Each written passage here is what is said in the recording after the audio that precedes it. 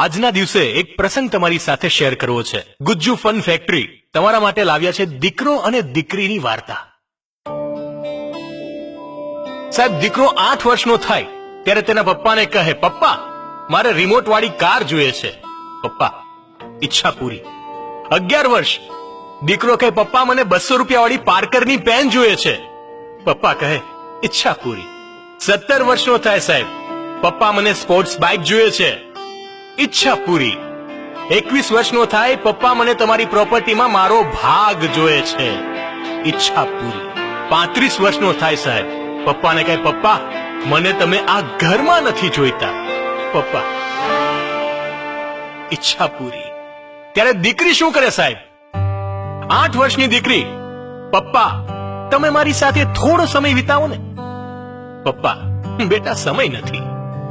11 વર્ષ, પપ્પા મને તમારી સાથે રમવું છે। પપ્પા, બેટા સમય નથી। 17 વર્ષની થાય ત્યારે કહે, પપ્પા મને તમારી સાથે ફરવું છે। પપ્પા, ધ્યાન નથી દેતા। 21 વર્ષની થાય, લગ્ન વખતે કહે છે, સાહેબ પપ્પા મારે તમને મૂકીને જવું નથી। પપ્પા, બેટા એ શક્ય નથી। 35 વર્ષની થાય અને કહે, પપ્પા તમે ચિંતા નહીં કરો, તમે મારી સાથે રહેવા આવી જાઓ। અને સાહેબ આ વખતે પપ્પા ઈચ્છા પૂરી કરે છે, કારણ કે હવે પપ્પાને પણ ખબર પડી છે કે ખરેખર દીકરી આપણી હોય છે।